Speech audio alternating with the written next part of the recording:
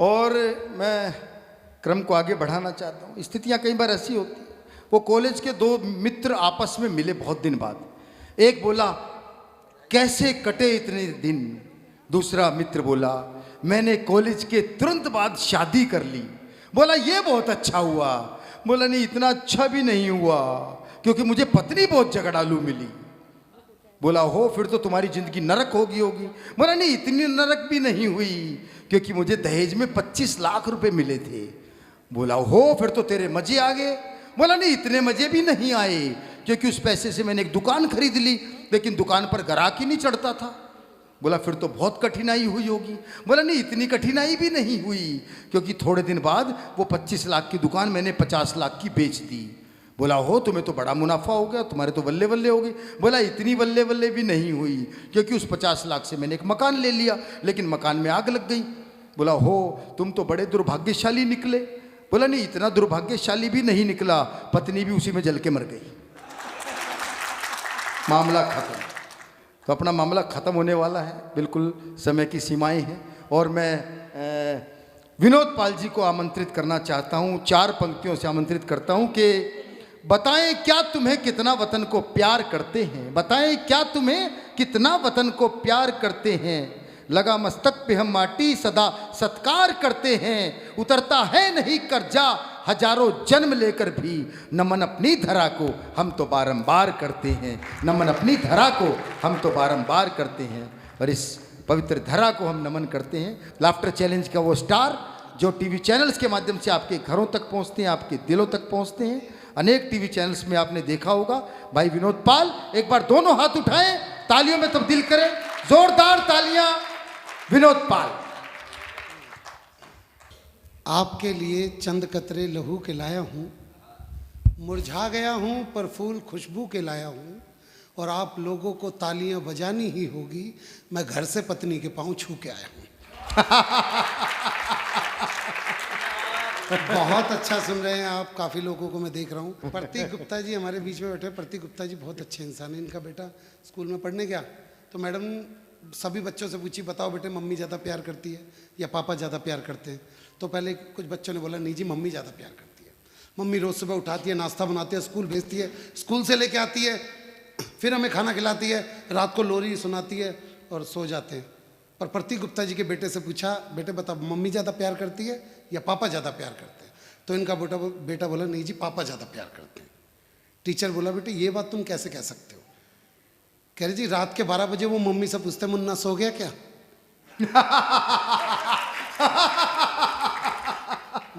इसका मतलब है आप समझते सब कुछ रहे हो भाई साहब। देखो बस मैं आपके बीच में एक बता दूं, कुछ महिलाओं से मेरे को एक आपत्ति है, ताली बजा के नहीं दे रही है लाल साड़ी में जो बैठी हुई है। यहाँ जो ये बहन जी ये पीले पटके वाले के संग बैठी है बहन जी, इन्होंने ताली नहीं बजाई किसी पे भी।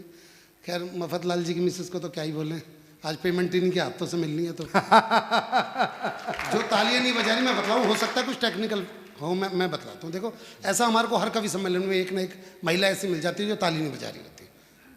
ऐसे ही मेरे को आगरा में मिल गई। भाई साहब मैंने कविता सुनाई, चुटकुला सुनाई, मुक्तक सुनाया, पर अगली ताली बजा के ना दे। मैं नीचे उतर के उसके पैरों में पड़ गया। मैंने कहा बहन जी आप ताली क्यों नहीं बजा रही। बोली तेरी शकल मेरी सास से मिलती है। और महिलाओं का ऐसा ही है, ये जब सास बनती है ना बहू अच्छी नहीं मिलती, जब बहू बनती है तो सास अच्छी नहीं मिलती, जब नंद बनती है तो भाभी अच्छी नहीं मिलती, जब भाभी बनते तो नंद अच्छी नहीं मिलती, जब देवरानी बनते तो जेठानी अच्छी नहीं मिलती, जब जेठानी बनते तो देवरानी अच्छी नहीं मिलती। और बात रही पति की, वो तो आज तक किसी औरत को ढंग का मिला ही नहीं। और सबसे बड़ी बात ये, इस बात पे तो खुद मफतलाल जी की वाइफ ने ताली बजा दी भाई साहब।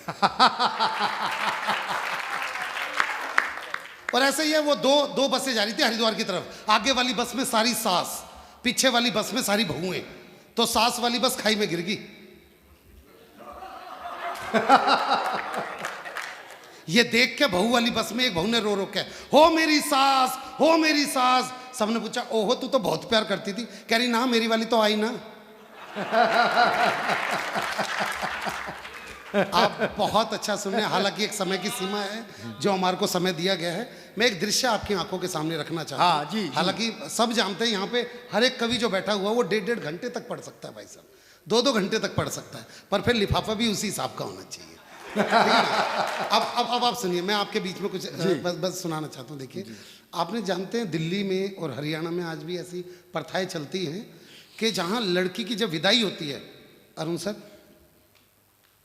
जब लड़की की विदाई होती है तो लड़की का मामा लड़की को गोद में उठा के डोली वाली कार तक छोड़ के आता है। कौन कौन जानता है ये पता है? एक बार हाथ उठा के बता दीजिए। जो नहीं जानते वो जान लीजिए। हमारे यहाँ पे एक प्रथा है, जब लड़की की शादी होती है तो उसका मामा लड़की को गोद में उठा के डोली वाली कार तक छोड़ के आता है। अब दृश्य यहाँ से स्टार्ट हो रहा है।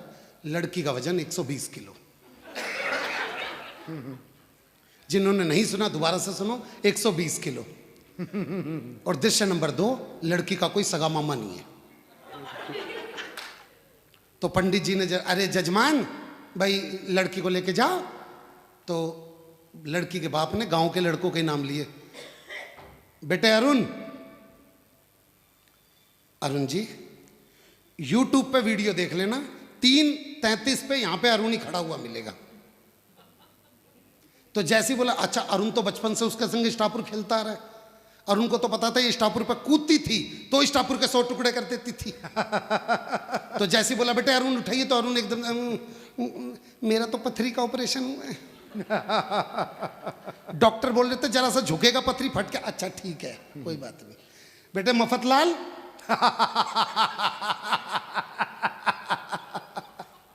अच्छा मफतलाल बेचारा इतना घबरा गया 120 किलो से, बेचारा यही भूल गया मैं आदमी या औरत हूं। बोला बेटे मफतलाल, बेटे उठा दे जाएगा थोड़ा सा। मफतलाल एकदम, मेरा तो 7वां महीना चल रहा है। तेरा? अच्छा ठीक है। अब ऐसे में आपने देखो गांव मोहल्ले में ना मदद करने के लिए अनजान आदमी भी आ जाता है। तो एक मुश्किल से एक 40 किलो का व्यक्ति, उस बेचारे को पता ही नहीं वहां पे क्या बातें चल रही, पीछे से सबसे कहता हुआ रहा, भाई साहब मेरे लायक कोई काम हो तो बताना है। नहीं मेरे लायक कोई काम हो तो। ये बेचारा पूछता पूछता लड़की के बाप तक आ गया, बाबूजी मेरे लायक कोई काम हो तो बताना। अब काम तो उसका अंदर इंतजार कर रहा था। बोला जा छुटकी को लेके जा। अब उसने छुटकी देखी, कहा अंकल जी यहाँ पे?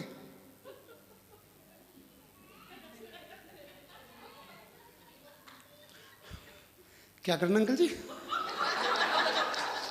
हैं? उठा के?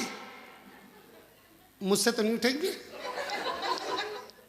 और छुटकी नहीं हो, यह तो मुटकी है। इसको उठाने में तो मैं उठ जाऊंगा। पर भाई साहब बच्चे यहीं के ही थे, फरीदाबाद के, यहीं के वृंदावन के। ये छोटे छोटे से बच्चे जो बैठे हुए ना, ये वाला जो गोद में बैठा हुआ है, इसको लगा अंकल जी उठा नहीं पा रहे। बोला अंकल जी उठा दो। उसने उठाने की छोटी सी कोशिश की तो रीढ़ की हड्डी में से चटक की आवाज आ गई। पर इस बच्चे को लगा नहीं यार अंकल जी उठा सकते हैं। इसने सुल्तान फिल्म का गाना गाया उसका कॉन्फिडेंस बढ़ाने के लिए।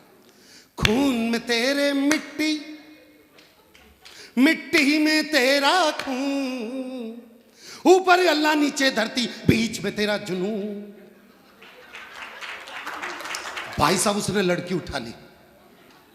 पर यहां पे दृश्य नंबर 3 ये था, उस घर का आंगन इतना ही बड़ा था जितना यहां से लेके बाहर का गेट। वो जैसे तैसे करके आधे रास्ते तक ही गया था कि लड़की के मन में फिर मां के प्रति प्यार जग गया। वो उसकी वहां से उतर के फिर मां के पास भाग के आ गई। लड़की का बाबा जा रहा लेके करे, लेके आ मतलब अंकल जी आधे रास्ते तक तो ले आया था। कह रहा दोबारा जा, दोबारा उठाया। अब उसने दोबारा उठाने की कोशिश की, अब उससे फिर नहीं उठ रही। अब इस बच्चे ने गाना बदल दिया मेरी जंग फिल्म का, जीत जाएंगे हम।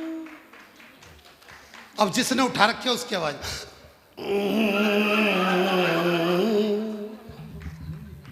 बच्चे ने फिर गाया, जीत जाएंगे हम तू अगर संग है। अब उसकी खुद क्या भाई।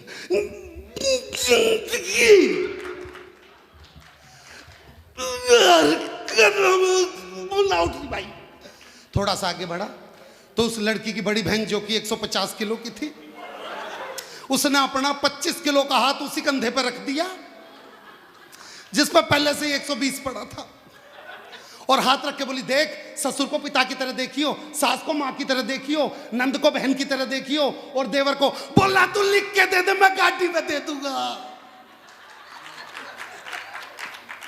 थोड़ा सा आगे बढ़ा तो लड़की का बाप रोने लग गया, कर हो मेरी फूल सी बच्ची। अच्छा, फूल सुन के तो उसका खून सूख गया। कह रहा कौन सी बच्ची? फूल सी बच्ची। कह रहा साले तेरे इस फूल ने ना शमशान घाट में मेरे फूल चुनने वाले काम कर रखे हैं। लाड़ लाड़ में के खिला दो। आगे बढ़ा भाई साहब, वो थोड़ा सा आगे बढ़ा तो जिसने उठा रखी थी उसकी पत्नी और उसका लड़का वहीं पे ही खड़े, और पत्नी कह रही आज ना बच्चे ये ते गए। अब उसका ध्यान अपनी पत्नी की तरफ से, बोला कौशल्या रोवे क्यों है? तो कौशल्या बोली एक तो तुमने 150 किलो उठा रखा, ये लोग ताली नहीं बजा रहे। बोला कौशल्या बता रोवे क्यों है? कह रही आज या तो ये विदा हो जाएगी या फिर मैं विधवा हो जाऊंगी और होना के है। अब ऐसे में उसका दिमाग देना। बोला अगर मुझे कुछ हो जाए तो अपने छोरे को मफतलाल जी से मिलवा दियो, कहीं ना कहीं तो विश्वाण कलेक्शन में इसकी नौकरी लगवा देगा। आगे बढ़ा तो लड़की की बुआ आ गई, और लड़की की बुआ जमीन पे लेट के उसके दोनों पैर पकड़ लिए और बोली मैं मर जाऊंगी, मैं अपनी बेटी ना ले जाऊं, मैं मर जाऊंगी। मैं बोला देख यो हाथ से छूट के तुझ पे गिर गई ना तो सचमुच की मर चुकी। बुआ साइड में खड़ी होगी। थोड़ा सा आगे बढ़ा तो एक पंडित जी आया, कह रहे जजमान मुझे लग रहा है इस लड़की को उठाने में बहुत ज्यादा कष्ट भोग रहे हैं, मैं अभी हनुमान चालीसा पढ़ देता हूँ, बिल्कुल गेट तक पहुंच जाएंगे। वो बोला भाई महामृत्युंजय का जा पाता हो तो पढ़ दे। अब वो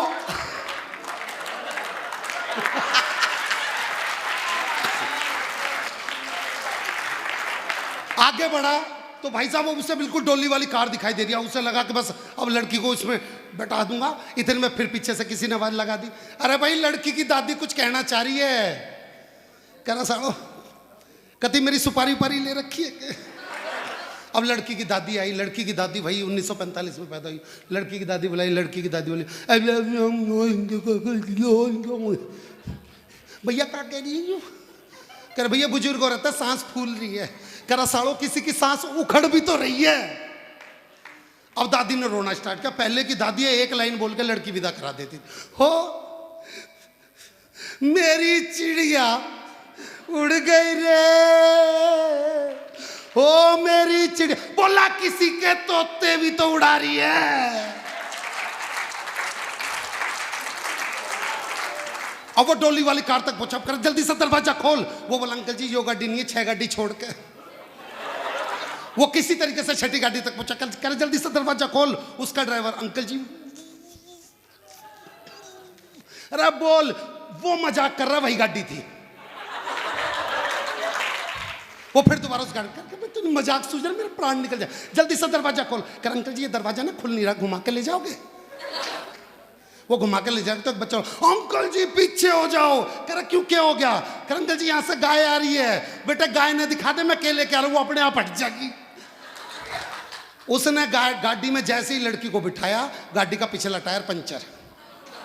लड़की का बाबू ने निकाल कर, निकाल मतलब अंकल जी ये तो ठुस्सी बहुत मुश्किल से, पर किसी तरीके से गाड़ी कटवाई गई। लड़की बाहर निकलवाई, पग फेरा की रस्म आप सब जानते हैं। लड़की बाहर निकलवा गई और जैसे जेसीबी पे विदा हुई, अगले ने चैन की सांस ली। लड़की का बाप बोला बेटे चैन की सांस क्यों ले रहा है? अभी तो गांव का एक चक्कर करके फिर घर में जाएगी, तुझे फिर लेके आना पड़ेगा। और 4 पंक्तियां, आजकल एक मिशन छिड़ा हुआ है साहब, एक बिटिया के 35 टुकड़े मिलते हैं जब एक घर से, तो 4 पंक्तियां यहाँ मेरी बैठी हुई जो बच्चियां हैं, इन बच्चियों को एक छोटी सी नसीहत हम सब कवियों ने स्टार्ट करी है। मैं चाहता हूँ आप सबके बीच में कि सुंदर सपन सलोने चुनना, बुरे ख्वाब को मत चुनना। सुंदर सपन सलोने चुनना, बुरे ख्वाब को मत चुनना, और खो दे जो पहचान तुम्हारी उस नकाब को मत चुनना। और मेरी बच्चियों, मेरी इस बात की मर्यादा रख लेना, रवि सूर्य दिनकर को चुनना, आफताब को मत चुनना। रवि सूर्य दिनकर को चुनना, आफताब को मत चुनना। धन्यवाद सर।